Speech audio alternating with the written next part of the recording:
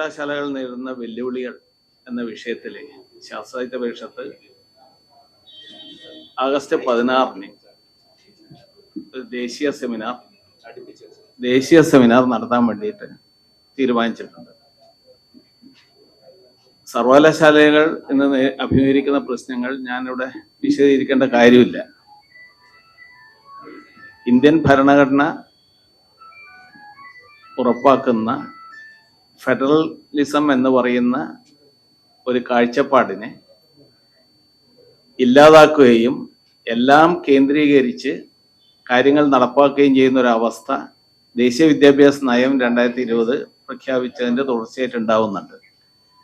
അമിത കേന്ദ്രീകരണം എന്ന് പറയുന്ന നയത്തിൻ്റെ ഒരു മുഖമുദ്രയാണ്. അത് ഇപ്പോഴല്ല, അത് വന്ന ഉടൻ തന്നെ പരിഷത്ത് അതുപോലെയുള്ള പുരോഗമന പ്രസ്ഥാനങ്ങളെല്ലാം തന്നെ ചൂണ്ടിക്കാട്ടിയതാണ്. അതേപോലെ തന്നെ വിദ്യാഭ്യാസത്തെ കച്ചവടവൽക്കരിക്കാനും കോർപ്പറേറ്റൈസ് ചെയ്യാനുള്ള ശ്രമം, വർഗീയവൽക്കരിക്കാനുള്ള ശ്രമം, ഇതിനെല്ലാം ഉപരി ഇതെല്ലാം ചെയ്യുന്ന യഥാർത്ഥത്തിൽ സ്റ്റേറ്റ് ഭരണകൂടത്തിന് സ്കൂൾ വിദ്യാഭ്യാസത്തിനാണ്. ഉന്നത വിദ്യാഭ്യാസത്തിന് കുറെ മുമ്പേ നമ്മൾ വിട്ടു നിൽക്കുകയാണ്. സ്കൂൾ വിദ്യാഭ്യാസത്തിൽ അടക്കം ഭരണകൂടത്തിന്റെ ഉത്തരവാദിത്വം ഇല്ലാതാക്കാൻ പിന്മാറാകാനുള്ള ബോധപൂർവമായ ശ്രമം നടക്കുന്നു എന്നുള്ളതാണ് ഞങ്ങൾ മുന്നോട്ട് വെക്കുന്ന വിമർശനം. ഈ വിമർശനം അക്ഷരാർത്ഥത്തിൽ ശരിയായിരുന്നു. അന്ന് വിമർശിക്കുമ്പോൾ ഉണ്ടാവുന്നതിനേക്കാൾ കൂടുതൽ ശരിയാവുന്ന രീതിയിലാണ് ഇപ്പം കാര്യങ്ങൾ വന്നിരിക്കുന്നത്. ഉന്നത വിദ്യാഭ്യാസ രംഗത്ത് മാത്രമല്ല, വിദ്യാഭ്യാസത്തിന്റെ എല്ലാ മേഖലകളിലും അതിനേക്കാളും തീവ്രമായി നടപ്പാക്കിക്കൊണ്ടിരിക്കുകയാണ്. അതിൻ്റെ ഭാഗമായിട്ടാണ് UGC എന്ന് പറയുന്ന ഏജൻസി വഴിയും ഗവർണർമാർ വഴിയും യഥാർത്ഥത്തിൽ ഫെഡറൽ സംവിധാനത്തെ ഇല്ലാതാക്കാൻ വേണ്ടി ശ്രമിക്കുന്നത്. അപ്പൊ ഇക്കാര്യം സമൂഹവുമായി സംവദിക്കാൻ പരിഷത്ത് തീരുമാനിച്ചിട്ടുണ്ട്.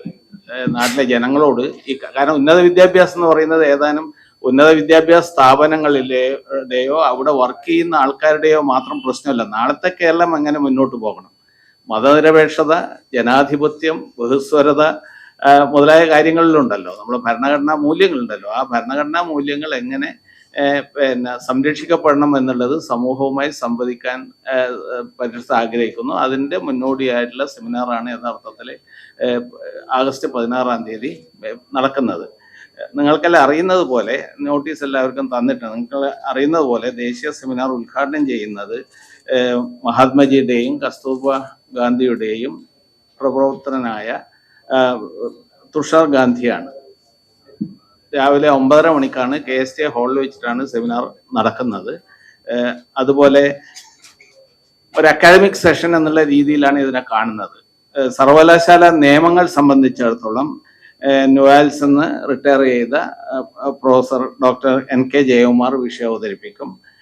ഉച്ചയ്ക്ക് ശേഷം ഇത് അക്കാദമിക കാര്യങ്ങളെ എങ്ങനെ ബാധിക്കും, കേവലം ഭരണപര നിർവഹണ കാര്യം മാത്രമല്ല, അക്കാദമിക കാര്യങ്ങൾ എങ്ങനെ ബാധിക്കുമെന്നും മുന്നോട്ടുള്ള വഴികൾ എന്താണ് എന്നുള്ള വിഷയത്തിൽ ഡോക്ടർ KN ഗണേഷ്, നിങ്ങൾക്കറിയാം, chairman Kerala council for historic research, വിഷയം അവതരിപ്പിക്കും. രാവിലെ 9:30 മണി മുതൽ 3:30 വരെയാണ് സെമിനാർ ഉള്ളത്. ഇതിൻ്റെ തുടർച്ചയായിട്ട് വിദ്യാഭ്യാസ സമിതിയുടെ നേതൃത്വത്തിൽ ഉള്ള പ്രഭാഷണം നടക്കുന്നുണ്ട്. അതുമായി ബന്ധപ്പെട്ട പത്രസമ്മേളനങ്ങളിലും പിന്നീട് ഉണ്ടാവുന്ന ഞങ്ങൾ അറിയുന്നത്.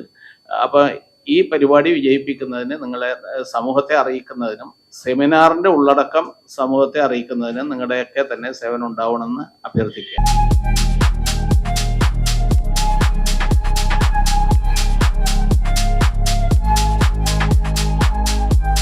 വാഗമൺ സ്പൈസസ്, വാഗമണിലെ എല്ലാ ഒറിജിനൽ പ്രോഡക്ട്സും തിരുവനന്തപുരത്ത് ഒരു കുടക്കീഴിൽ ജ്യോതിപുരം ഫുഡ് സേഫ്റ്റി ഓഫീസിന്റെ മുൻവശത്ത്. കശുവണ്ടി, കുരുമുളക്, ഗ്രാമ്പു, ഏലക്ക, പട്ട, കാഷ്യൂനട്ട്, നട്ട്സ്, ആൽമണ്ട് എന്നിവയെല്ലാം ഇവിടെ ലഭ്യമാണ്. ഞങ്ങളുടെ സഹോദര സ്ഥാപനം Vagamon spices dry fruits and drinks വാഗമണിൽ ചോറ്റുപാറയിലും ഇപ്പോൾ ആരംഭിച്ചിരിക്കുന്നു.